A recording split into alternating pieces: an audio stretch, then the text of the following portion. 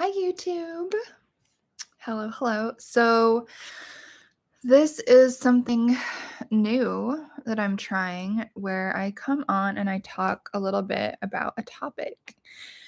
And today's topic is my human design journey. And it's tough because I feel like I was really skeptical about human design for a really long time. And I think part of that could be because I didn't have my birth time right for a little while. So, hello, whoever is just joining live. So, I've got some books I want to talk about today. Here they are. And I'll talk about this more in just a second. And if you are here watching, feel free to say hello in the chat and let me know who you are and what you're about, and maybe even what your own human design type is, because now I'm kind of curious what everyone's human design is. But I feel like human design at first kind of weirded me out because of the way it was founded. And first and foremost, I just want to say, like, I'm not a human design expert. I don't really know what I'm talking about. I am not a teacher on human design. Oh my God, you're a generator. Yeah, me too. I love that. Okay, cool. Oh, my cat is saying, hello, it was. I'm kind of curious what all my cat's types are, but I guess it's hard to know without knowing the time that they were born. But I remember at first I was really unsure about human design because of the way that a lot of people were talking about it. Right? The way that I saw a lot of people talk about it in like witchy space and everything was very much like, you have to do this or else, or I'm a this, so that. It was like kind of like the new astrology type of thing, right? And I'm sure you've probably seen people talk about astrology and it's like, oh, I'm a this sign, and so therefore, blah, blah, blah. And like kind of using these things to make excuses for us being toxic or weird or whatever. And so I think at first human design really put a bad flavor in my mouth just because of the ways that people were talking about it.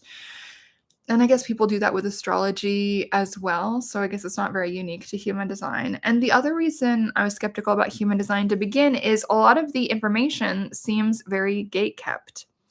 And so on one hand, this kind of makes sense. The founder guy who I guess channeled the thing, and don't quote me on any of this because I'm not an expert on human design. He channeled the stuff, and I guess he's dead now, but I guess his estate kind of deals with all of the. Oh, there's Awaz. Hello, Awaz. I guess his estate is kind of dealing with all of his intellectual property, which makes sense. So, like, that makes sense. They deserve to get paid because he founded this system. Totally get it.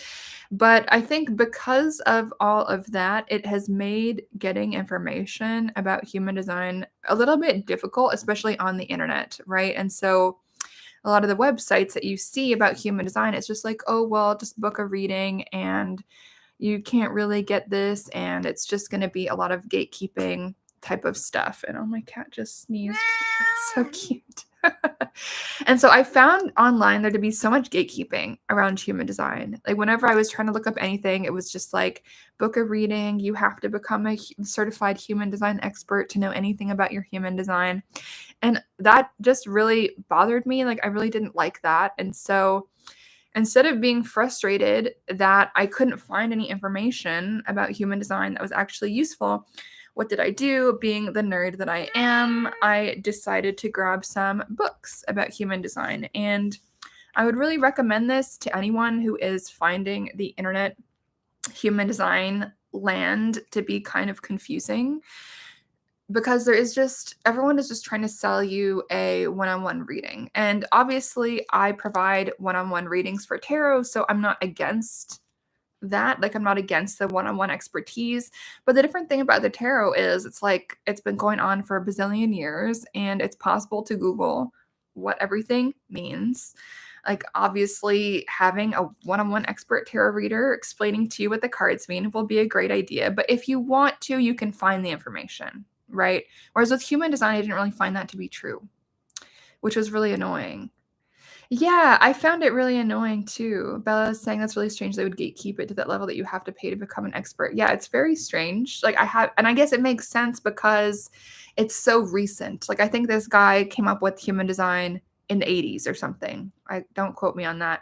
So it makes sense. Like, so it's still within that kind of more recent contemporary intellectual property realm. Like, I get that. Like, that makes sense on one hand. On the other hand, as someone who's trying to learn more about it, it was very frustrating. So I decided, I wonder if the books about human design are going to be more useful than the internet. And that did turn out to be true. So I decided to buy 2 books on human design. I'll talk a little bit about those today.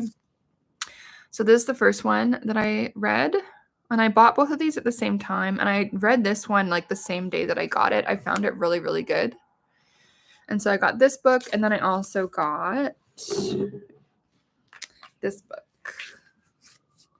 And so I did really like both of these books. And so if you guys are looking for books to explain human design to you, I did find both of these really good. Like, there's a lot of overlap in them, but they each did it a little bit differently. And so, like with any system, whether that's human design, whether it's astrology, whether it's tarot, like, I think having more than one source can be really good because oftentimes one of the people is going to leave something out. So let me just take a sip of water. I just finished doing a interview for someone else's YouTube, so my voice is a little bit like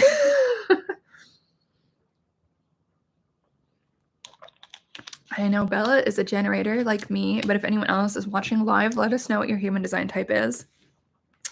But what's so interesting about this journey, as I'm sure some of you guys who've been following my work for a while will know, that last summer when my stepbrother died, I was in touch with family briefly. I won't really get into all of that, but as a result of that, I got my baby book from family. And so when I got that, I realized that I've been using the wrong birth time all this time. And so instead of being born at like midnight 30 on December 13th, I was born at 11:30 p.m. I did not know that. And so that changed a lot of my astrology, not all of it, but it changed my rising sign and it changed my moon sign.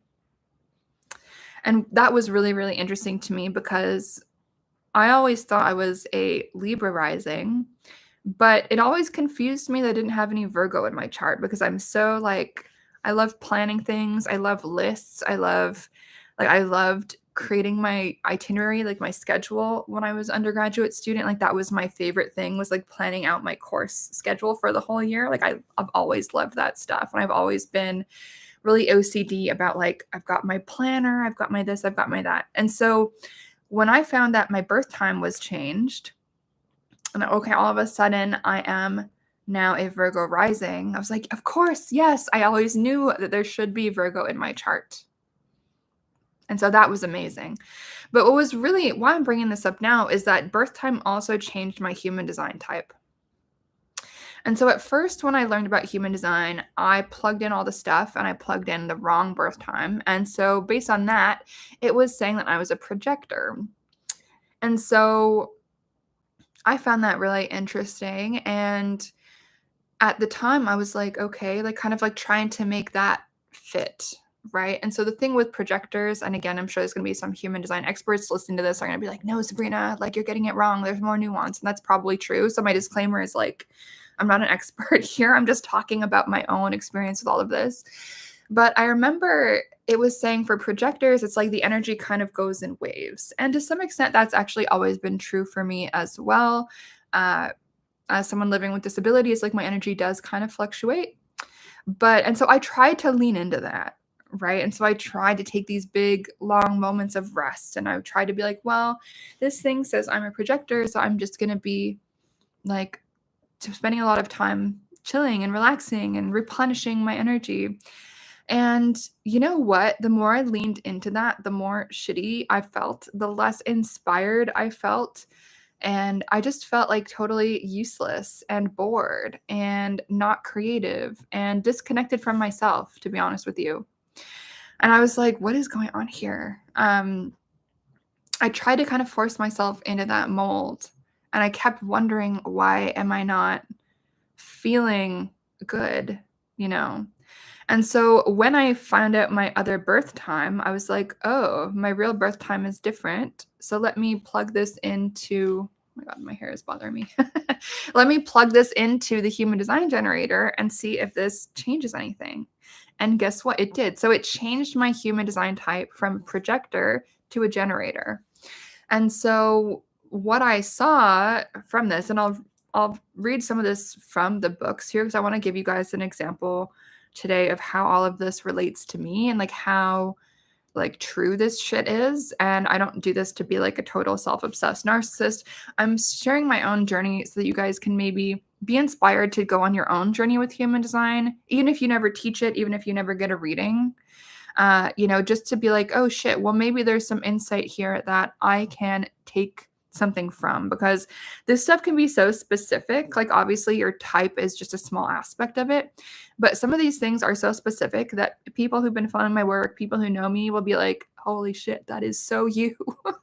And so, if it can be so me, I'm sure it can also be so you, whoever is watching this, right? And that's part of why I wanted to do this talk, was to hopefully give people some inspo of why diving into this, or at least spending a week or so looking into this, and then maybe go on with your life afterwards. But spending that initial time can be actually very validating, right? So, what was I saying? Right. So, the thing with being a generator is what we're apparently supposed to do is we have this like endless store of energy. And as someone who is disabled, as someone who is tired all like a lot, I had to kind of reflect and think back of like, you know what, actually, there have been times in my life when I felt so aligned and so creative and so passionate. I would just be waking up every day and just thinking about like, I can't wait to write. I can't wait to paint. I can't wait to do this. I can't wait to do that. When I was an undergrad, I organized like a million art shows. I applied to a million grants. I was like complete superstar doing all this shit all the time.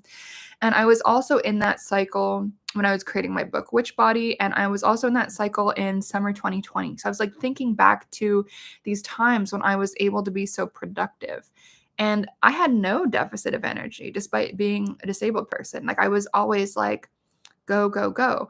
And so I found that so interesting because I always thought if I was a projector that like maybe I'm broken, or maybe I'm, why am I not connected to my creativity? Why am I not connected to my energy? All of this stuff. And then realizing I'm a generator, it's like, okay, well, this is really interesting, because the thing with generators is apparently we have this like endless storage of energy, or we can kind of create this endless regenerating, sustained creativity and output that the other types can't necessarily do in the same way that we can. And so it's best for us to always be moving with what excites us and what inspires us. And when we do what inspires us and what excites us, then we get even more excited and inspired, and we can just like keep moving and keep creating. And so it's a very creative type. It's a very creatively generative type. And so what's so interesting about this and the way the energy apparently works, from my interpretation, again, I'm not an expert, but it creates this like constant momentum of movement. And that's, if I was thinking back to like when did I feel the most aligned with myself, it definitely has been times that I've been moving, creation. And I didn't feel tired. I felt invigorated and like lit the fuck up by all the things I was doing, and the creation and the art and the writing and the this and the that.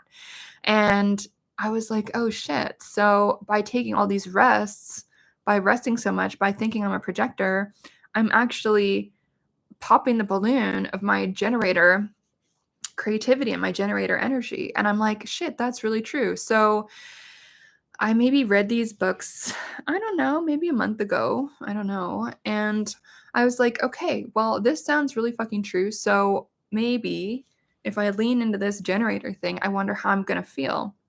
And so I decided to set some crazy goals for myself in terms of output between now and the end of the year, or between, I guess, the beginning of October and the end of the year. And if you guys will notice, I've released 18 podcast episodes in October, and I've gone live on here like every week in October.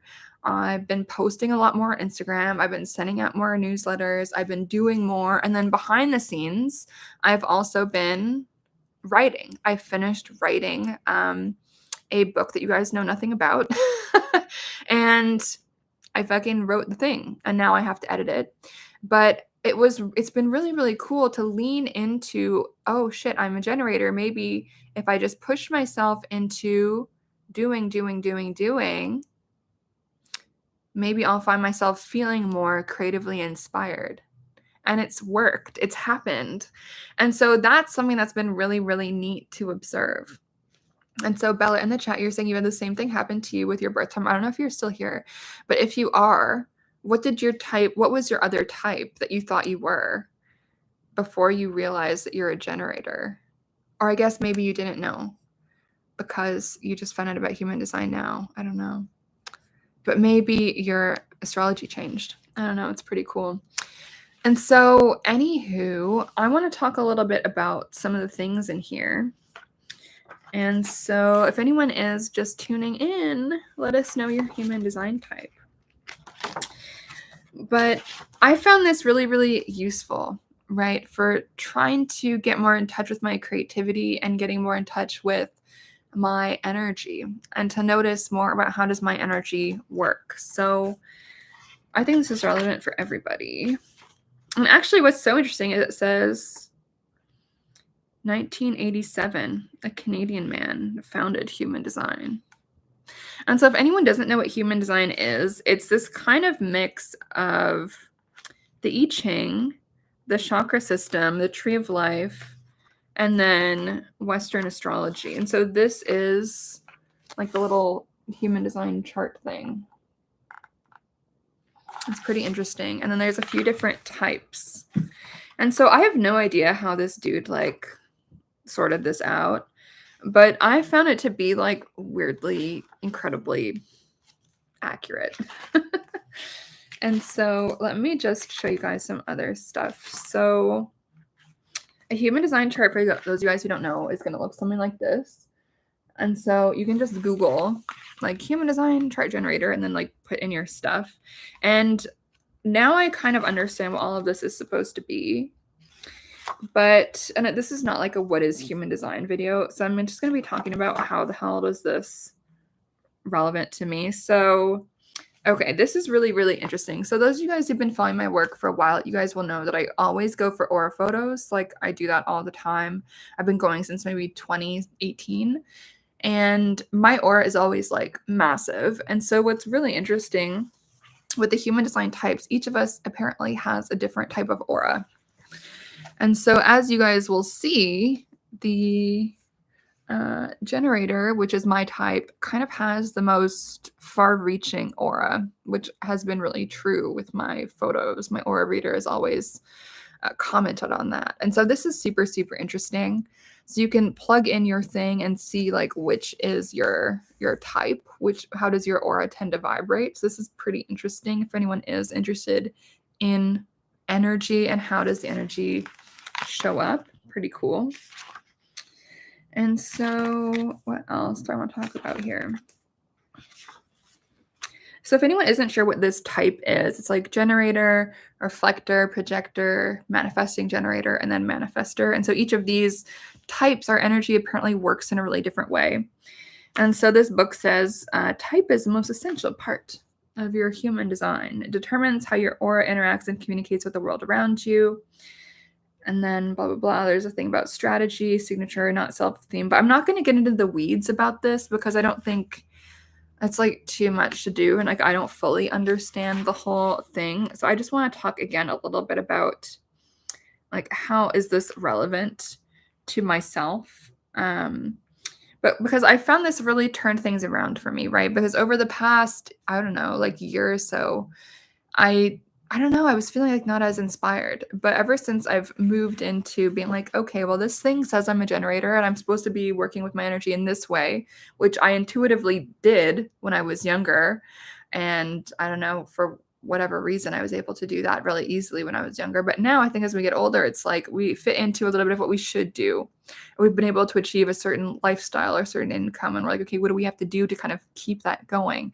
It can be easier to kind of fall out of step with our natural inclination. So it's been very interesting to me to kind of experience this, reclaim it. So I feel like everything that this generator type, the book, is kind of saying I should be doing, I used to do so instinctively and intuitively when I was younger. And so I would really recommend that if anyone is going to be going on this human design journey and check in with themselves about, okay, like when in my life did I feel the most aligned? When did I feel the most inspired? When did I feel the most satisfied? When did I feel the most like at one with myself? Like just reflect on that for yourself and see like what were you doing? What were you not doing? How were you guiding your behavior and all of that? Let's see. Bella saying you thought you were an Aquarius rising. Okay, cool. So your type would have still been generator. Yeah, but Aquarius and Pisces, totally different vibes for rising. Yeah, it's interesting. So, okay. So for instance, I'll just read a little bit about the generators, especially Bella, since you're a generator as well. So it says generators are the powerhouses of the planet. They're the builders who take the blueprints and make the vision a reality with their hard work. Blah, blah, blah. Their aura is magnetic and enveloping, can get things done. So let's see. It says they're here only to say yes to what makes them feel energized, which is so true. So this is the part I found the most interesting for myself. So it says everyday generators wake up with a tank of energy they need to burn by doing things that satisfy them. However, this energy is discerning, and generators can deplete or drain that energy if they say yes to things that do not truly excite them.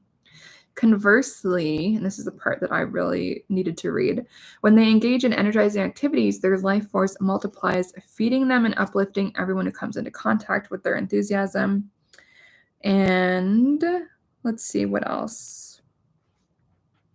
Actually, there was another part that I found very important. There's something in here somewhere about being this kind of endlessly sustaining vibe. Maybe it was another book. I'll take a look. Let's see.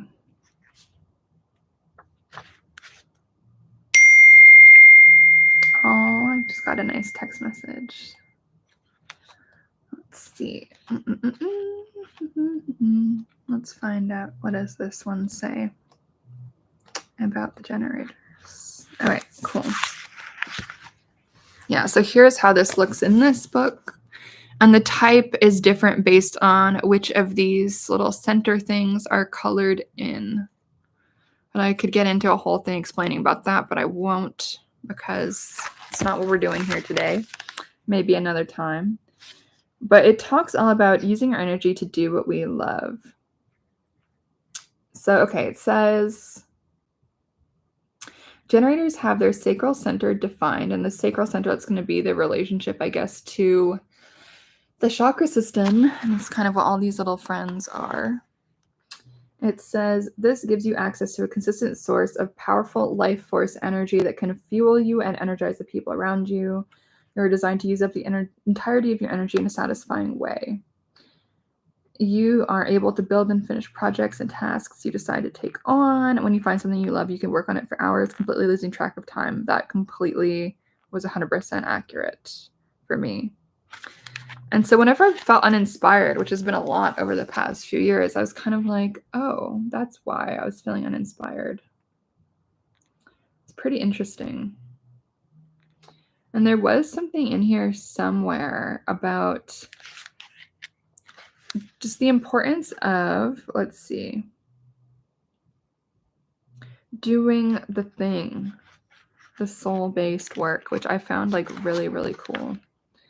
And so I found this book really interesting because, let me see, I'll show you guys a little bit. So it has these like strategy, quick facts. It shows you what it all is. Pretty cool. And then you can see I write in books. I like to take notes in the books. So it has this for every single type, talking about what does our energy do, how does it work, our unique type. Let's see.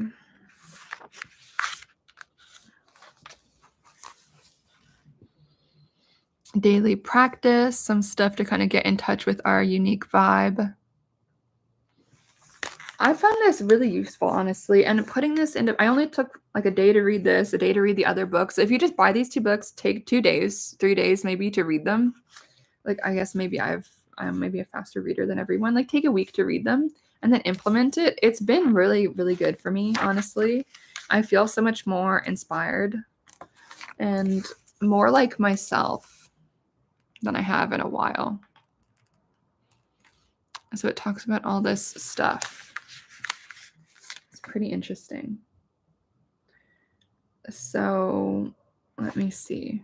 And there's like a little quiz, like how in touch are you with your type? You can see my little answers to the little quiz, things I'm struggling with. So we all struggle with something, just have to be honest about it. And so thankfully it was like you're mostly going in the right direction, so that's nice. So it has these like little quiz things, so you can kind of see like your unique challenges as that type and like where you are at in the journey, and then the tips. Let's see. And then it also shows meditations, all of this. And one of the things I found really cool about this is like, basically it says if you're a generator that having like strict plans and schedules is not necessarily going to be the thing that's going to work. And I was like, shit, for the past few years, I've been trying to force myself into schedules and I feel so like not inspired when I do that. Obviously I've scheduled these lives, like there's some of that I think I need to be doing, and it's been really fun to have these schedules to do the YouTube and all of that. But in terms of launches and stuff like that, like with the products, the things I'm teaching, the things I'm writing, to be able to follow just my passion, follow the interest and follow the inspiration. This is like, that's what your type is supposed to do. You're supposed to follow your intuition and follow that inspiration, follow what lights me up, and then I'll be even more lit up. And so I know this sounds very basic, but it was just really nice to read this, to be honest with you. And so let's see what I'll show you guys what it looks like about the types in this book. So here's, again, I'll just show you from my type, the generator. Oh, Gina, crying and projector. Yeah, I thought I was a projector, and then I tried to do that, like live that way, and I felt like shit. And so this is like pretty true, I think. And so here's, you can see my little notes on this book. There's like a little checklist. And Gina, why are you crying in projector? What are you crying about? What's upsetting? Tell me. I want to know. And so here you can see, oh, Sam is also a projector. Why are you guys crying? I want to know. Okay, let's see. Generators in action. So here's what you can expect from this book. I did really like both of these books though, and I felt like both of them really provided like a little bit of a different take, and I found both of them really useful in their own ways. So I don't know if I could choose which book I like better. I like them both. So yeah, so here's also, do any of you guys have these books, or do you guys have other human design books that you like?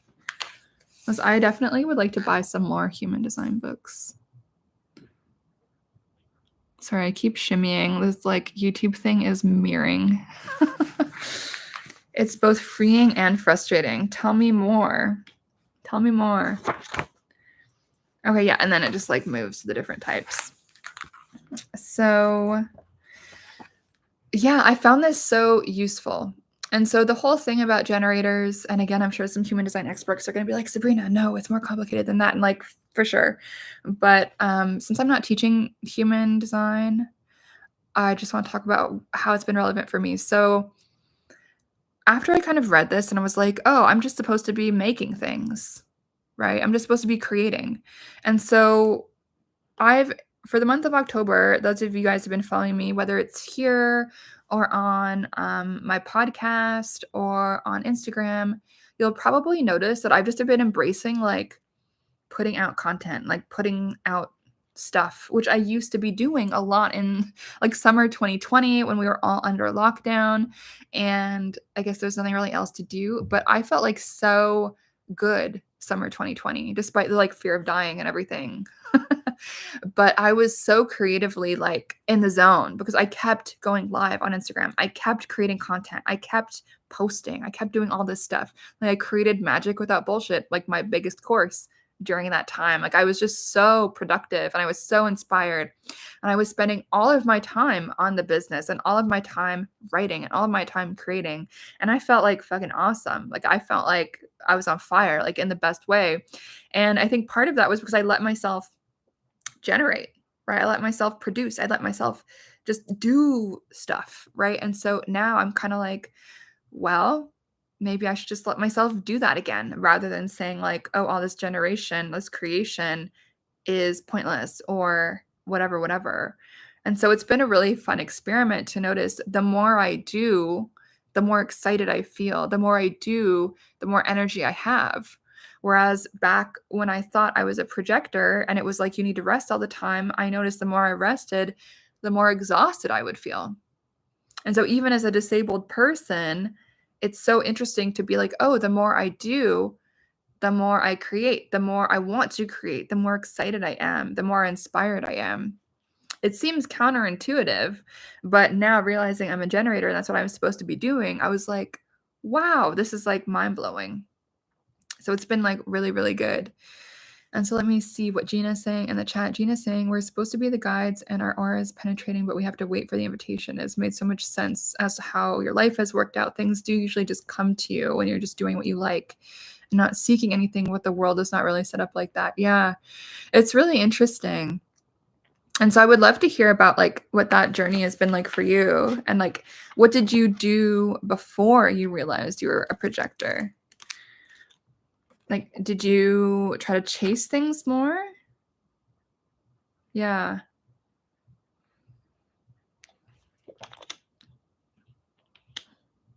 Yeah, it's so interesting, all of this stuff.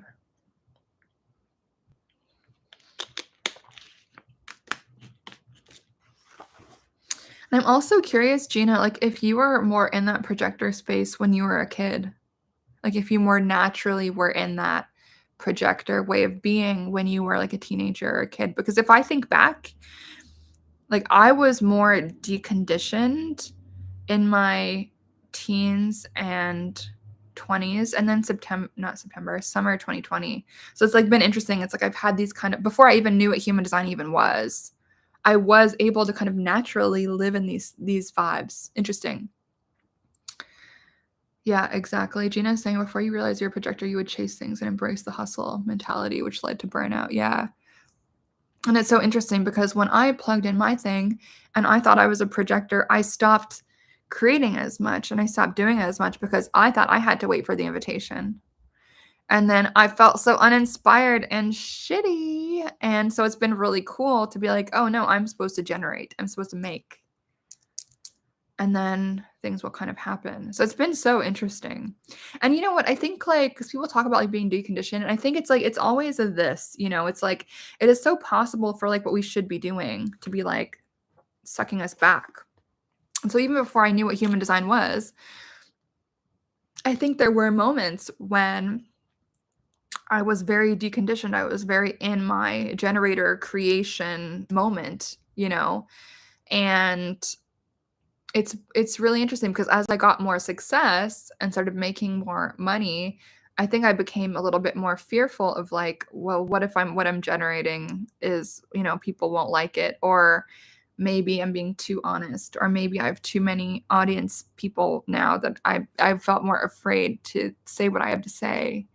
And so all of that kind of those fears led to, I think, some deconditioning, even or so whatever, conditioning me improperly. to do what was not aligned before I even knew what human design even was. So I think there is some of this like innate knowing that sometimes our bodies know as a kid or as a teenager, and then as an adult when we have like adult responsibilities like paying for bills and stuff, and we have that like very real material constriction on us, then it can like bring us into that fear where we're afraid to follow what is most aligned. So that's been like really interesting for me to kind of be working through all of this stuff. But okay, so this book is really big, and so let's talk about stuff that is other than these types. So, okay, authority. I don't really want to talk about authority. But for you guys who don't know, authority is your built-in decision maker. So I don't really want to talk about that because whatever. We can talk about that maybe another time. But okay, I find this really interesting. Profile. Your innate role in the world. So let me flip to the profile. Does this book have a profile? Oops. Does this book have a profile section? I can't remember. Would you say the types are similar to introvert and extrovert? I don't know. I don't think it's necessarily about, because I'm kind of an introverted extrovert or an extrovert introvert. I'm kind of like both. But I would say my dominant one is introvert. Actually, you know what's really interesting? So talking about Myers-Briggs. So a lot of people think that your Myers-Briggs can't change, but actually mine changed. And so when I was younger and I was more in my trauma, I always got ENFP when I was in my trauma. I was a lot more extroverted. Now that I'm a lot more healed, and a lot of people think this is impossible, but now I always, on Myers-Briggs, get that I'm an INFJ. So that's interesting. And so I think sometimes when it comes to that, like introverted or extroverted, like I think we all have this like innate, most whatever, evolved, healed, whatever way we want to call it, versions of ourselves. And then we have the version that is like coming from the trauma space, right? Where we keep trying to get that love, or we keep trying to get that affirmation from others, the approval, the acceptance. And so I think when I was younger, I was more extroverted. People probably still refer to me as extroverted now because that's how I show up usually when I'm out with people. But I was more of that because I think I was trying to fill that trauma void that traumatized people tend to have, where it's like you don't feel good enough, or you don't feel worthy, or you don't feel this or that. And so that I think is how I coped with that when I was younger and still like less healed, I guess you could say. So it's really interesting, right, to watch how these different qualities that we have change over time as we heal our various whatever it happens to be. So anyway, let's talk about what are we talking about? I want to talk about profiles. I want to see if there's profiles in this book. I can't remember if there is. And yeah, I'm skipping over authority because I don't feel like talking about it. Let me just see. Is there profiles in this book? Maybe there isn't. Oh, yes, there is. Okay, cool. But it's not as much detail as in the other book. So, okay. So this is really interesting. So it says profiles. Here's the little thing, profiles. So it says your profile in human design describes your personality archetype, whereas your type is how people experience your energy on an energetic level. Your profile is how people experience you consciously. It's composed of two numbers. The first number is the conscious side of your personality that you can really see in yourself. The second number is unconscious for you, and it's what other people see in you the most. So I found this really interesting. So my type is I'm a 6-2. So line 6 is the role model, aka the old soul guide. And then line 2 is the hermit / the natural genius. So if I don't say so myself. So I'll read line number 2 first. So it says, the hermit, aka the natural genius, is here to have natural talent, and others who can see their talents can call on them to share. They prefer a lot of alone time to relax and be creative doing their own thing, very true, in their own space, uninterrupted. This is very true. The best way they learn is through following what comes naturally to them and teaching what they already know. And if any of you guys have been following my work for a while, you'll know that like that's what my whole thing is. That's like what I do is I learn things in my life and then I share them with you guys, and I use my life as ways to create lessons for other people basically and share the lessons that I'm learning. So I'm like, well, shit, that's very true. And so this is really interesting too. So number 6, the role model or the old soul guide says the role model is here to help guide others into becoming their most authentic selves. It seems to be my whole career is based on doing that. So it seems very true. The best way they do this is by modeling authenticity. I've heard that from a lot of people. That's why they like my content. They feel the best when they get to have some space for observing and being objective instead of being over involved. This part is really interesting. The role model acts as a type 3 line. Oh my God, sorry, my cat is jumping on here. The role model acts as a martyr 3 line when they are under 30 years old. This is so true. At age 30, they begin transitioning into embodying more of their line 6 energy, the role model energy. And at age 50, they become the most recognized as a role model. The best way they teach and connect is by example and with a bit of space and objectivity. This is so interesting to me because I used to live in the middle of downtown from when I was 17 to, guess how old? 30. And now I live somewhere that is not in the middle of downtown, and it's like a lot more kind of like chill, and I'm way more of a hermit out here. And I moved here 3 years ago when I was 30 years old. Isn't that crazy? And so it says, before the age of 30, I was more in the martyr vibe. And it says, the martyr is here to learn through trial and error. They're here to jump in, try things out. And they often receive blame, especially as children, for making mistakes. They're the quickest to find out what doesn't work and call out that stuff. They're here to cultivate the ability to set healthy boundaries. It's like, yes, that is exactly everything I was doing before 30. And so I just find this very interesting, and that's part of why I want to share this journey with you guys, is it's so specific. And I moved out here into the middle of nowhere when I was 30 and before I even knew what human design even was. And so when I read that, I was like, what the hell? Like, that is so spot on in this like kind of scary way, you know, like what? I found that so shocking. And so, okay, so let's just look at what it all is combined. So 6-2 profile, the old soul guide / natural genius, the boss old soul who role models authenticity. Someone with a 6-2 profile balances their desire to be responsible and guide or support others with their desire to be alone and do their own thing. They have natural talents they're not aware of or can't explain, but others see them easily and call them out to be shared. That's very true. They can be idealistic or perfectionist, and they hate making mistakes when they're young and in their trial and error stage. They don't like petty drama, but they do crave deep experiences at a soul level, including finding a soulmate. They have a humanitarian heart and find a hopeful, supportive outlook for others, but they don't want to have to hold people's hand. This is pretty true.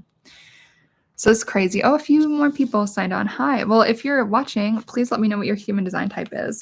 I'm just talking about profiles. And so I found this to be like completely like mind-blowing when I read that, especially since I moved into the middle of nowhere at 30 from living downtown. Like, I was just like, excuse me, this thing just called me out. And so anyway, I'll show you guys this in the other book.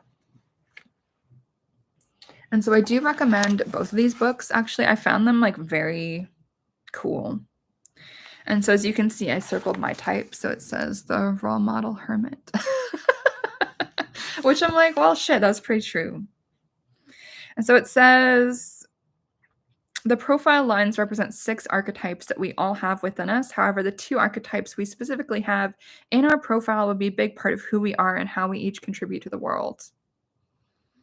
So I was like, well, shit. That's very true. I felt very called out by this. So it says it's all about understanding the role you play in the world, what you're here to do. With this knowledge, you can make sense of the patterns in your life, discover how to communicate effectively with other people, contribute to communities, jobs, and projects, and understand and leverage your natural tendencies instead of trying to be like people that you're not.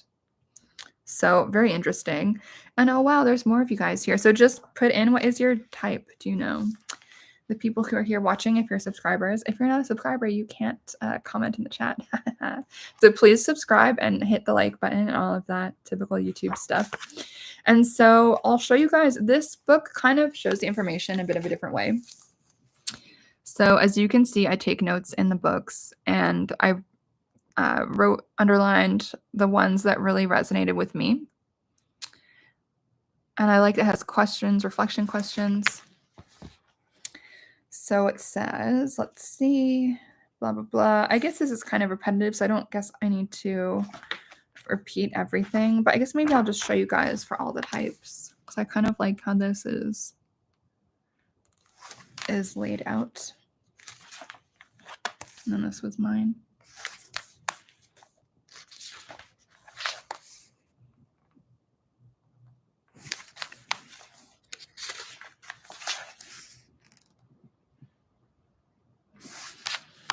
I found this really interesting.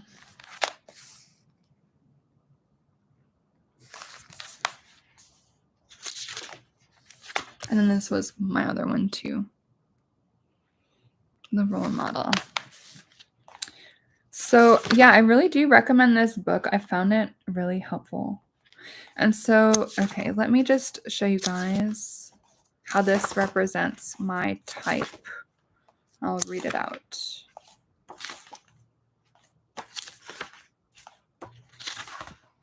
Where is it? Here we go. All right, so this is my type. This is how they show the information. The titles in the books. You're 2-4. Yeah, if you look it up, what is a 2-4, it will tell you what the name of everything is. So, okay, so what's really interesting is what's interesting about this book is that they kind of rename the different lines because some of them sound a bit like not good. So one of them is the martyr, another one is the heretic. And so I think this book, like, since they realize some people might feel kind of bad about that, they have like different names for some of them. So for example, so number 5, instead of being the heretic, they call it the global solutionist. And so there's like other names for it in this one, I think, just to kind of get rid of some of the stigma or like the baggage that some of us might have around some of those words. So this is kind of why I like both of the books. So, okay, this is interesting. So it says 6-2 as a role model hermit. It says, as a 6-2, people naturally watch you, which I was like, well, it makes sense. I'm like a social media content teacher person. So I was like, well, I guess that makes sense. I guess I'm doing what I'm supposed to be doing. So it says, as a 6-2, people naturally watch you. Whether you know it or not, others are always curious about how you navigate life and what cool things you're up to as you go about your business, which is really interesting because as a big part of my social media presence and my brand and all of that, like, I just do share my life. I share my random thoughts about random stuff. Like, I'm not always talking about witchcraft or magic. I'm also like, look at the food I'm eating. Look at this, look at that. It's like just life stuff. So I was like, well, shit, this is kind of calling me out in a really big way. So it says, however, as you mature and grow beyond the age of 30, you'll need more alone time and separation from society than the average person. This is completely healthy and you can honor that urge. So it says, to balance your hermit tendencies, find comfortable ways to let people peer in and see how you live your life without sacrificing your peace and quiet time. You've got a lot to share. Just by being and finding ways to allow others to observe you will benefit everyone. So I was like, well, shit. this is so true, especially as I said before that I moved into a more quiet neighborhood when I literally the year I turned 30, before I even knew what human design was. So I found that crazy. And then I also find, since I am like a content creator, internet teacher, spiritual coach, tarot reader, professional witch person, talking to you on the internet, I was like, well, this, I guess, kind of says that I'm living my design, because I'm still talking to you guys, I'm still connecting with you guys, but I'm doing it in this kind of hermit way because I'm alone in my room. You know what I mean? And so I found this very validating. So let me just talk about why does this matter? So I think sometimes, I might have had the tendency to be like, should I be doing this? Is this the right choice for me? This is what I want to do. I want to be talking on the internet and making content on the internet, but like, is that really what I should be doing? Is that the right choice? And so reading this, I'm like, well, clearly that apparently is my design type. And it's true that I have found success when I've done this type of thing, right? And so as I'm trying to explain this to you guys, the whole point of me sharing this, again, is not just to like talk about myself. It's also just to be like, well, if this shit is calling me out and validating me and my path and some of the choices that I've made and some of how I spend my time and how I feel, and literally I fucking moved into a quiet area at 30 before I even knew that's what I was supposed to be doing according to my human design, then I'm sure you guys will also be able to find some like really crazy synchronicities whenever you're looking up your own human design as well. Like, I'm sure there will be some kind of thing where you're like, I've always wanted to do this, I've always wanted to do that, or I've always felt called to do this, but society tells me I shouldn't do that. And you guys might be like, well, the human design gives me the seal of approval. Like, this is actually how your soul, your spirit is designed to be, which that's part of why I like this so much and why I've found it so, like, I don't know, very like enriching and very validating. And as you can see, there's like a little list of like activities this type may enjoy. And as you can see, I wrote, this is all 100% me. Like, I just felt so validated by this, you know what I mean? And so if you guys get this book, and again, I'm not a sponsor, like I'm not going to get any money or any affiliate thing if you guys buy these books. Like, I just bought these with my own money. These are not gifts. Like, I read them because I wanted to see if I could learn something and, about this and about myself. And I found it really, like, really validating, honestly. And it's given me a lot of permission to be all these things that I've always felt like. And so that has been really good. And so anyway, the next section is on energy centers. I don't really want to talk too much about that, so maybe I'll skip that part. But I'll just show you guys the diagram. So it's like defined versus undefined. And these, like, I don't really know. This is what this is. Like, I feel like I don't know this well enough to explain it in my own words, because I'm still so new to human design. And don't worry, I'm not going to like change my thing and become a human design content creator or a human design teacher. That's not what I want to do. But I do think that this can be really useful for us to understand ourselves, just like something like Myers-Briggs or Enneagram or astrology or anything like that, right? And so, okay, here's the energy centers. I'll say that. It's pretty cool. And so the ones I have little stars by are the ones that I have defined, which is most of them. 6 out of 9. Feeling very fancy about that. But anyway, and then there's these little charts. What else? Okay, and so there's this book. I really like it because it has these little descriptions of all of the different things. And as you can see, I've underlined which I am, undefined or defined. And so I found this like really useful, honestly, you guys. So I explain this all in a really easy to understand way. And if you're familiar with the chakra system, like, you will understand like what all some of this is supposed to be about.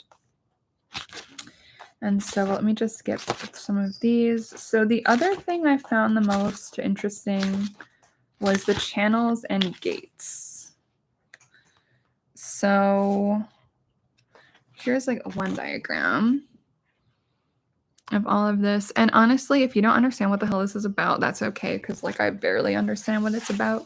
But I still found it very useful in just connecting more with myself and giving myself more permission just to be how I feel. Okay, so let's see. There's also something about variable, which I'm not going to get into, but it's like my environment is caves, which is pretty true. My old apartment was like a tree house, and I feel most comfortable in an environment that is kind of cave-like. And so I was like, well, that makes sense. And then my thing is buzzing, I think, nervous touch. So I'm supposed to eat and like be distracted while I eat, like watch something or I don't know, listening to a podcast, which is actually really true. Like I don't like to eat in silence. I've never liked to eat in silence. I always like to have like I like to go out for dinner with people. Like I like to have like things happening to distract me while I'm eating.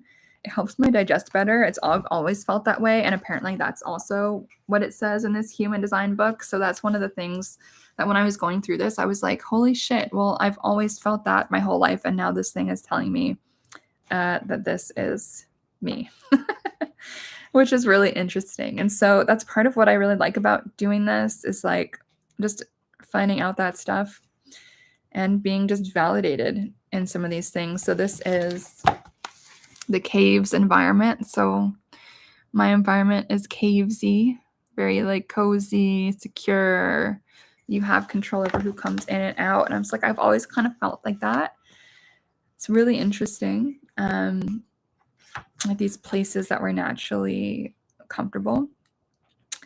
So there's other different types of environments like shores, markets. So if you look up your whatever your human design stuff, it should tell you all of that. Okay, so this is the last thing I want to talk about because I find this really interesting too. So gates and channels, this stuff blew my mind. So let me just take a sip of water. And has anyone looked into the gates and channels? Does anyone know what I'm talking about? So from what I can understand, and again, I'm not an expert, but the gates and channels, and luckily that's explained really well here. The gates and channels is like what's going on in this diagram. And I think it's a channel if one of the things is activated, and it's a gate if like on both sides it's activated, if that makes sense. So again, I'm not an expert on this, but why I wanted to talk about this is, okay, so I looked up which mine are, and it honestly blew my mind. Oh, there's Troya hanging out. And so this is very mathy. It's like there's so many of these numbers. And so if you look up on yours, you'll be able to find out which of yours you have. So here again, I've just underlined them all. And each of these, from what I understand, and again, I'm not an expert, like I don't really know what the fuck I'm talking about, but it seems like each of these is related to something. And so from what I was able to look up, each of these channels and gates has like something to teach us, or it is specific. So let me just show you how it explains this. So I have gate 10, but I don't have the channel. So I'll just show you. So hopefully you guys can see this.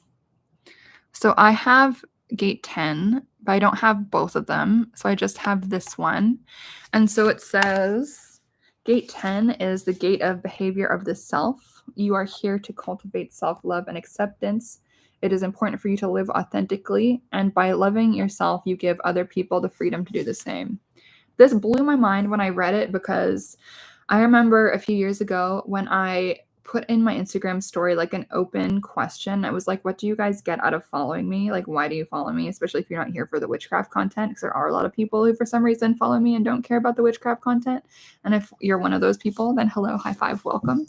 But it was really common for a lot of people to write in that, like, you give me permission to love myself, or you inspire me to connect with myself, and you inspire me to be myself. And so when I read this, I was like, oh my God, like this feels so accurate to, I guess, how other people interact with me and my work and what people get out of my presence online and what I do and what I teach. And so when I read this, by loving yourself, you give other people the freedom to do the same. I was like, this is like part of my life purpose. I feel like communicated in here in this fucking gate gate 10, I was like, what the hell?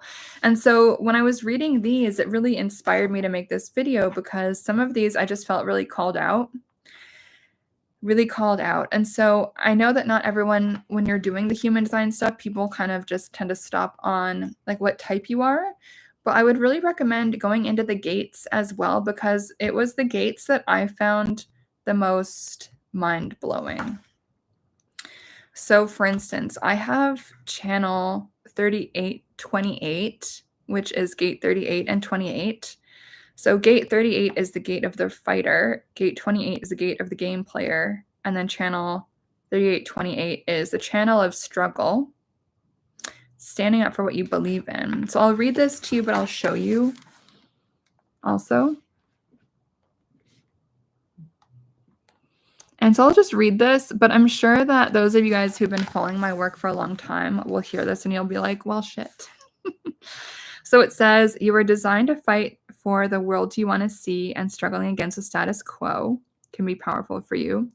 Your stubbornness helps you stay true to what you want to create.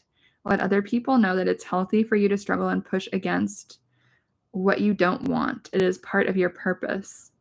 You may fear death and running out of time. This gives your life meaning because you want to live life to the fullest. So this is actually so true. So even though I grew up in spiritualism, right, where we talk to spirits and the whole point is like mediumship and proving the continuation of life after death, like even though I grew up in mediumship and spirits, I've always had this like fear of death, always. And a lot of people would think like, oh, Sabrina, you grew up with mediums, like wouldn't you be fine around the idea of death? It's like, no, it horrifies me. And so I guess that's probably common for a lot of people, but I have actually met a lot of people too who feel like whatever, like they're not worried about it because they know they can't control it. So fair enough. And so I found this really interesting, and reading that also has given me permission to not fight the moments that that fear comes up. I can read this and say, oh, well, it looks like I'm designed to have this fear. So I can accept that fear as a part of myself, and I don't have to be judging myself for having that fear. I don't have to push it under the rug or deny it or try to get rid of it. Instead, I can work with it. And so that's part of why I like this, and I like learning about this, and I like these channels and these gates, and why I've found the channels and the gates to be the most helpful, like transformative part of human design for me, other than the generator thing. I was just like, wow, this is crazy. So anyway, it also says you thrive when you push yourself physically. Strenuous exercise is good for you. And I remember I have felt the best in my life when I've exercised a lot. I probably need to like get back to doing that. Anyway, so it says, so that's for the channel. And then that was called the channel of struggle. And so the theme for that is standing up for what you believe in. And those of you guys who've been following my work for a while will know this, like, that's a lot of what I do and how I get myself into trouble sometimes on the internet. And so anywho, I'll also read gate 38 and gate 28. So gate 38 says the gate of the fighter. It's important for you to find the purpose behind your life, and fighting for something you believe in gives your life purpose. It's good for you to be the underdog. It motivates you. That's very true, unfortunately. Gate 28, it says the gate of the game player. You have an innate sense of what is worth fighting for in the world and what is not. Again, you may feel afraid of death, which motivates you to live a meaningful life. Taking risks is healthy for you. Listen to your inner guidance to know which ones to take. And I think that's also so true. It's like I've taken a lot of risks in my life, and whenever I've done that, it's always paid off. And so it's kind of cool to see this and just see a lot of the choices I've made in my life like reflected back at me through these gates and channels. So I also have gate 39, the gate of provocation, which also blew my mind. Oh, Tarot Shrink is a projector. Yeah, there's a ton of books. I'm going through a few different books. So I bought 2 because I just found the information online like not that useful. And it was always like, sorry, we can't tell you that much about human design. You have to book a reading. And I was just like, no, I want to, like, I have this voracious appetite for knowledge. And so I wanted to learn and not like have to do that quite yet. Maybe one day I will, who knows? Probably I would just like learn to do it myself, to be honest, knowing me. But anywho, I found going into the gates and channels very useful. So, okay, so I have gate 39, the gate of provocation. And so those of you guys who've both been following my work for a while will know that like I've been a very provocative person on the internet. I've gotten People have tried to cancel me so many times. I tend to say things that are very straightforward and blunt that a lot of people don't agree with. And so I found this very interesting that I have this gate 39, the gate of provocation. So it says, your presence naturally provokes people both positively and negatively. When you are in a good mood, you animate people to feel happy, and when you're in a bad mood, you can drag them down. That's probably true. Unfortunately, that second part of that sentence sucks. But what I think is so interesting, your presence naturally provokes people, both positively and negatively. And I think that's so crazy for me to read this in this book because I've always felt that people tend to be very triggered by me without me really having to do anything. Like, I feel like I just exist and people are triggered by me. And sometimes people are triggered to be inspired and create the life that they want and to be witchy or be a tarot reader or to transform their lives in a positive way. So oftentimes people are triggered in a positive way by me and provoked in a positive way by me. And that's what keeps me going. But it's true that a lot of people have felt like very triggered by me in a bad way. And I think that has nothing to do with me, it has everything to do with them. But apparently, I'm also just inherently provocative according to my human design, which I find really interesting. So here, I'll keep reading. So it says, when you provoke someone with your emotion, you find out who belongs in your life and who doesn't. If people are bothered by you, then they're not your people. You are not designed to be swayed by other people. It's okay to stick to your own path. Like, I found this so fucking true. And why I like this and like why I like this gate and reading this in the human design book is that it's something I've really struggled with. You know, I've struggled with it. Like like, as you can see, I'm like stuttering right now because I have so much emotion with this. But do I enjoy provoking people? Like, not always. Like, I don't try to do that. I just am that apparently. And so with this, it kind of gives me permission to just be who I am and just be this and just to accept with love the fact that this is just how it's going to be because apparently I'm designed this way. And so that means that I'm just being my design, you know? Oh, thank you, Troya. And so that's part of why I like this, like bringing it back to why I'm even talking about this. Like, this is not just an exercise for me to like hear myself talk. It's because I want to encourage you guys to go find out this information for yourselves, to find out what are your gates, what are your channels, what does it say about you? Because for me, this has given me a lot of permission to be like, oh, wow, well, this is just how I am. And this is why I am. And this is just how it is. And it gives me permission to just accept that part of myself, like accept myself as someone who is naturally, unintentionally provocative for existing because I don't know why, but apparently the book says that's how it is for me. So I find that so interesting. And I'm just realizing there's some stuff happening in the chat. Oh, thank you, Gina, for telling Natalia. Yes. That's awesome. Oh, thank you guys. I love seeing the connections happening here. And so Gina and Natalia, have you guys looked at your channels and gates? Like, have you guys gone into that? Because honestly, for me, it's been the craziest part of all of this. Like, obviously the projector generator, realizing I was a generator and not a projector was life-changing. But I've really felt like so deeply seen by especially these gates.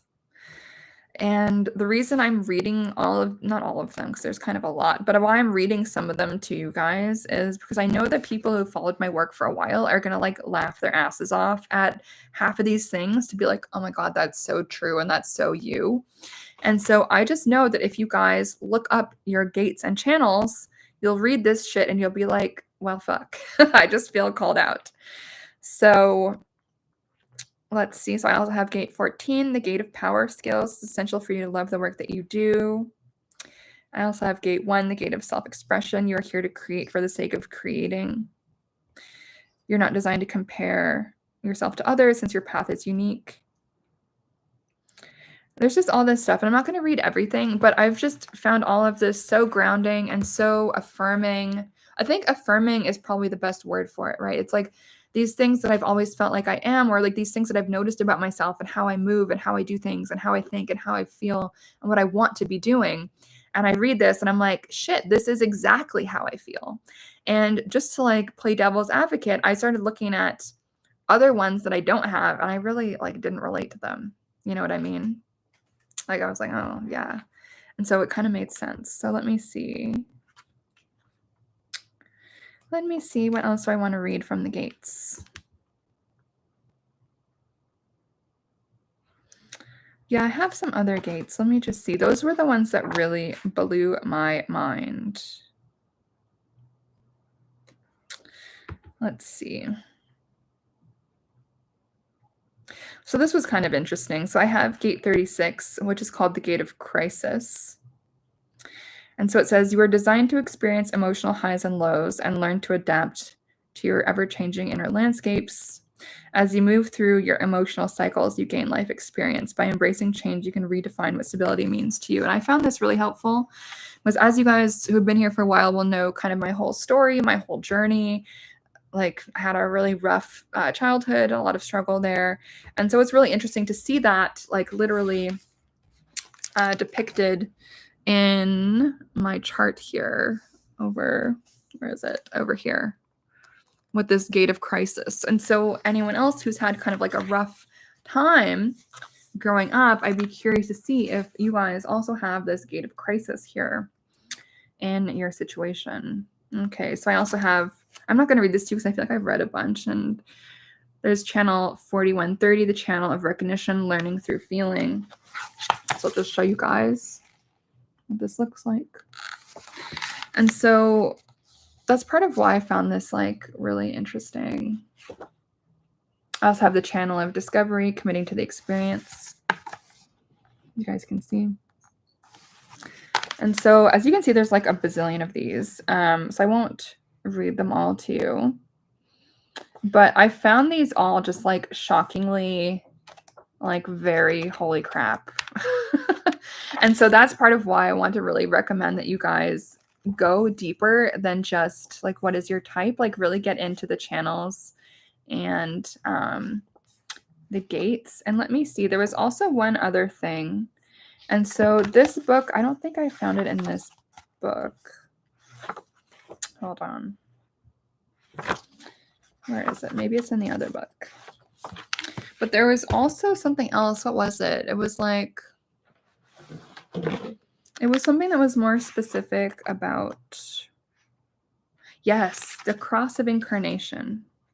So this book, this one, talks a little bit about it, but it doesn't really, I had to Google about it. So I put in my chart, blah, blah, blah, it spits out everything. And so this explains what is the cross of incarnation, but it doesn't give you the breakdown of what does yours mean because there's a lot of them. So I'll read a little bit about what mine is. But here just kind of like breaks down a little bit what this whole cross of incarnation is. So this is the other thing that I found very mind-blowing about this whole thing. And I'd really recommend everyone look up like what is your cross of incarnation, because I just found this crazy. So it says, your cross of incarnation tells you what your life purpose is in this lifetime. Your life purpose is not any one thing you came here to do, but instead it is the energy you came here to be in all of the things you do, in every iteration of your career, and through every iteration of who you are throughout this lifetime. And so it says, there's a quote from the founder, it says, you awaken in your cross of incarnation. Through using your strategy and authority, you increase your magnetism and attract opportunities in which you can naturally be this energy in the world. Blah, blah, blah. It says your cross of incarnation is one of the most important aspects of human design because it comprises your most prominent gifts. I think this is very true. So it says there's 192 basic crosses of incarnation. So it's going to be a very unique thing. And so unfortunately, this book does not say what those are. And so I had to look it up. But I decided to write it in the book. So this is from some random website. I can't remember which one. But apparently I have the left angle cross of confrontation, which is gates 45, the gatherer, gate 26, the egoist, Gate 36, darkening of the light, and number 6, conflict. And so it says the life theme is confronting challenges, grappling with conflict, and learning from these experiences. And so it's about leadership, gathering resources, taking the lead to direct resources in my community, capacity to influence, manipulate, and communicate in a convincing manner to achieve personal objectives, personal integrity and authenticity, emotions, experiences associated with chaos, uncertainty, and crisis, often learning through these experiences of crisis, experiencing emotional turmoil, which can lead to personal growth. Emotional clarity, intimacy, conflict, let's see, symbolize the internal conflict that arises from emotional waves, a struggle to achieve clarity and balance. And when I read that, I was like, what the hell? Because like I feel like that's my whole life path. Like I honestly, and you guys who have been here for a while will see it in my career too. You know, I talk about trauma, I talk about overcoming trauma, I talk about overcoming abuse, I talk about overcoming all these horrible things and living a better life after we can overcome these things. And just part of my whole thing is sharing my story to inspire people to live happy lives, even if they've been through what I've been through, even if people have been through crap, even if people have been through trauma, whether it was 10 years ago, 10 days ago. Part of the whole reason that I'm motivated to do what I do is to teach people and inspire people that just because they're in somewhere crappy doesn't mean they're going to be there forever. And so when I read that, that was my type. The whole, like, if I can sum it up, it's like living through trauma, living through crisis, living through tumultuous things, and like alchemizing the lessons out of that and then teaching it to others. I was like, well, shit, that is pretty much my whole life path. What the hell? And so honestly, it was reading about this left angle cross of confrontation that really like inspired me to make this video for you guys about human design and talk about my journey, because it's not just about being inspired to create more content and realizing I was a generator and feeling a lot more inspired that I'm writing more. It's also about being like, well, fuck, this thing is telling me my whole like life purpose summed up in a paragraph. And I'm pretty sure literally everyone who knows me, whether it's you guys on the internet or like my best friends, will be able to see that and be like, well, fuck, yeah, exactly. That is 100% what your whole vibe has been in your career, in your personal life, and how you run your shit. And so that's part of why I was like, I need to tell people about this, because honestly, like, look up whatever your incarnation cross is. Like, that is the most specific thing that I found about all of this human design stuff. Like, it's mind-blowing. Yeah, it's crazy. So let me just see if there's anything else here that I should read for you guys. And again, this part is from a website because it wasn't in this book, but I wrote it in the book, so I wanted it to be all in one place. So it says, experience a personal journey marked by instances of conflict and confrontation, might have a propensity to engage in or attract confrontational scenarios. Very true. But these experiences serve to strengthen them and foster their personal and emotional growth. They might have a knack for navigating conflict and using it as a tool for transformation. That's like my whole entire career is about that. My whole entire life has been about that. It's crazy. Their leadership and persuasive abilities combined with their experience navigating emotional chaos enables them or endows them with the capacity to handle confrontations effectively, contribute valuable insights about conflict resolution and emotional balance. Their leadership skills combined with their understanding of emotional dynamics can make them effective in roles where conflict is part of the process. And in coaching and teaching, 100% is part of the process, right? It's crazy. Whether it is through leadership positions or informal influence, they can inspire others to view confrontation not as a threat, but as an opportunity for growth and resolution. Like, that is my whole career is like about this, like, which is like, this is what blows my mind about this. So it says life theme defined by confrontation, leadership, emotional clarity, and personal growth. So for me, that was one of the craziest things about going into this whole human design journey and like reading this book And again, I bought these books myself, like, these are not gifts, like, these are not affiliate links, like, you guys can go Google it, like, I do not get any money for promoting these books, like, I just thought these were good, I read the reviews, and I found them really helpful. And I think both of these books together, I would get them both if I was you guys, because they each have different weaknesses and different strengths. And so, honestly, I just spent a few days reading these books, and I feel like I have enough information to really, like, I don't know, validate my whole life path. It was crazy. The one thing you're gonna have to Google is what the hell your incarnation cross means. And that was the thing that I found the craziest. As I just read that to you guys. Like that blew my mind that it says that my whole life journey and my life path and my life purpose is about going through conflict and then taking the lessons out of that and working with moments of crisis and pain as these opportunities for growth and transformation and evolution. That is what my whole life is about. That's what my whole career is about. That's what I want to help other people do. And so when I read that, I was just like, I need to talk to people about human design because, again, I'm not going to become like a human design teacher. I don't really want to do that. Just like I don't want to become an astrologer. It's like too mathy for me. But I found this really useful as a tool for myself, just to understand myself better and to also feel really validated in the things that I'm doing with my life, with my career, how I'm living. Like the fact that it says that I'm naturally provocative. Like sometimes I've wondered, like, should I tone it down or should I be this or should I be that? And it's like, this gives me the permission to be like, no, this is just my energy. This is just how I am. And like, that's how it is. And so, what I really hope that you guys will get from doing your own journey with human design, and again, I really like these books. Maybe there's other books that are good too. I'm sure that's true, whatever. Look online, do what you need to do. What I hope for you as you go on your own human design journey, whatever that looks like for you, is for you to feel validated in who you are. If there's anything about you that you feel insecure about or unsure about, or should I tone this down? Or like, why does everyone grumpy? Like, why is everyone so triggered by me? Like, what's wrong with me? If you ever feel like that, like, go into this, read those gates, read those, whatever, the channels, read all of that stuff, read the incarnation cross, see what it says about you, who you are, and what you're here to be doing, and what your energy signature is.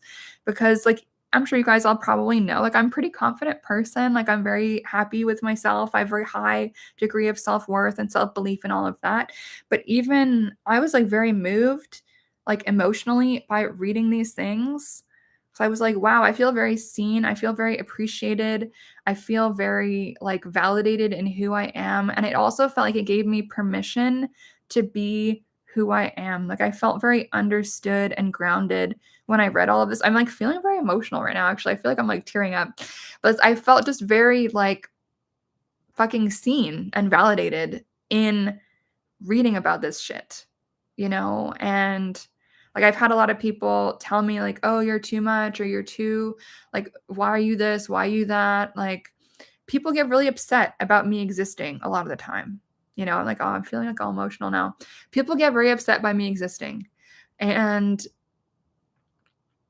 reading all this stuff was like it felt very good. I'll say that. Like it felt okay, like I'm not fill in the blank, I'm not too much, I'm not a bitch, I'm not too abrasive, I'm not whatever. And it just felt really good to be like, well, this is my design. This is what I'm here to be doing. And this is me expressing my natural energy in the way that I'm supposed to. So it felt like I'm feeling like very emotional right now, but it's like it felt very fucking good. And I want you guys to also have this emotional feeling of like, I feel heard, I feel validated, I feel understood, I feel seen, appreciated, approved of. Like, I feel like this permission to exist in a way that I didn't quite have before. And so it's given voice to a lot of things that I didn't know that I needed to be given a voice about. And so anyway, let me just see what's going on in the chat. So Sam is saying, thanks so much for doing this live. I had my chart done a few months ago, but did not know or understand what to do with it. It's been sitting in your emails. You've learned so much today. Okay, good. Yeah, I love that. And let's see, Tarot Shrink says, it's important to know this your natural design. So too much for them, but obviously not for a lot of other folks. Yeah, exactly. Thank you.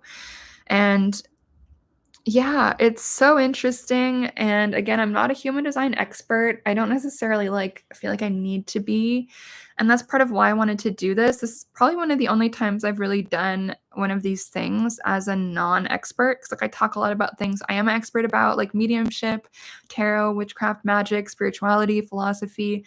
I would consider myself an expert about a lot of that shit. Human design, I'm like a little baby. I barely know anything, and honestly, it's been really life-changing and very affirming reading these books and diving into my human design stuff a little bit. And so even if you guys just spend a week doing it and you read these books and you Google the Incarnation Cross and then you just forget about it, I think even then, that's all you really need to do. That's all you really need to know. I One of the things that kind of bothered me about human design when I didn't really know that much about it was it just seemed kind of like a pyramid scheme where it's you had to keep signing up for stuff. And I don't think you need to do that. There's a lot of pressure online to be signing up for all this stuff. And I don't think you need to do that. You just need, honestly, I vouch for these two books. I think they're very good. And I think they both give something interesting and different and useful. And then Google the Incarnation Cross. And I think with that, it's that's all you guys really need to know to be completely transformed and validated and feeling like the universe is giving you a high five about all these little unique things about you that you might be judging about yourself, or that you might be why am I this way? Or, everyone's always mad at me. What is that about? Does that mean I'm doing something wrong? Does that mean what is wrong with me that everyone's always triggered by me? All of those things. And those are things that I've thought before. It's why is everyone so fucking triggered by my existing? What the fuck is that about? And so reading that in the whatever, the gate, the cross, whatever the fuck it was, I was just well, shit. It just felt very validating. And so I want you guys to also have that experience of validation. I get nothing from this. Obviously, I'm not selling human design readings. I'm not selling anything. This is just me sharing my own experience, my own journey with human design and reading these books and doing a lot of journaling about it and a lot of self-reflection about it, and also trying to put some of this into practice and also accept myself for some of these things that is apparently a part of my design. So these things that I was maybe judging myself about, the fear of death or being provocative, and just embracing okay, this is what I'm here to do. I am here to experience conflict and take the lessons out of that. It's whenever I have a conflict in my life, I make a podcast episode about what's the lesson. So it's yeah, it's just kind of cool. And so I'm really curious to know, if anyone is watching this for the replay, please leave a comment. How did your human design journey go? Did you pick up these books? Did you read them? What the hell does your Incarnation Cross mean about you? Do you resonate with it? Do you feel like you can relate to it? Are you approaching it as how does that speak to you? I would love to know what has really resonated with folks about this after you've done your own journey and as you've kind of dipped your toes in. And yeah, I've just found it really helpful. So I wanted to share that with everyone as one more tool, one more thing that we can work with to understand ourselves better. And thank you, Gina. You're so sweet. You say your existence matters, especially to those who you are meant to help. Thank you so much. I really appreciate that. It's really nice to hear, honestly. Yeah, it means the world. So thank you. Thank you so much, everyone, for watching my crazy non-expert human design experience. It's very weird and kind of uncomfortable for me to talk about something I'm not an expert in. But it was important enough to me, and I felt so emotionally moved by my experience with this kind of self-reflection journey through human design that I really wanted to share with you guys, and hopefully encourage you guys to kind of move along on a similar path to do some of this work, see what it is, and then see what about what you learn you can bring into your day-to-day life as well, and all of that. And me making these videos more often is also about me stepping into that generator energy to be creating more and to be speaking more and to allow whatever I'm excited about to kind of come through more often. So there'll be more videos from me about this and other things. So if anyone does have any requests, let me know. And if you liked this, let me know. This is my first time doing a topic live that isn't a tarot reading. And so I think it's been kind of fun. I've had fun. So if anyone does have any topic requests, let me know. There's a few that are scheduled as well. So if you look at the live button, there'll be some that are coming up. So let me know if you guys want to talk about anything else. What else do I have to say? that's all, I guess. If you're not subscribed, please subscribe. If you haven't clicked the like button, please click the like button. Please share with your friends and let me know how your journey goes with all of this stuff, because it's interesting, that's for sure. There's a lot to be learning from all this stuff, and I don't know, it's been very like deep and meaningful for me. So any questions, thoughts, feelings before I sign off and go eat lunch? Or is everyone else also ready to go eat lunch? It's definitely lunchtime here in Toronto.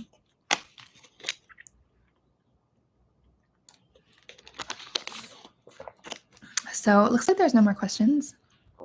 So I guess with that, I will let you guys go. I hope you have a wonderful day, which way the day is. Maybe you guys are watching from different parts of the world. So whether it's the morning, the nighttime, afternoon, yeah, have a lovely rest of your day. And please check out the other videos on this channel if you haven't already. My Instagram is Sabrina M. Scott. If you guys are not already following me on Instagram, I would love to connect with you there as well. And yeah, that's it. I'll talk to you guys later. Bye. Have a great day.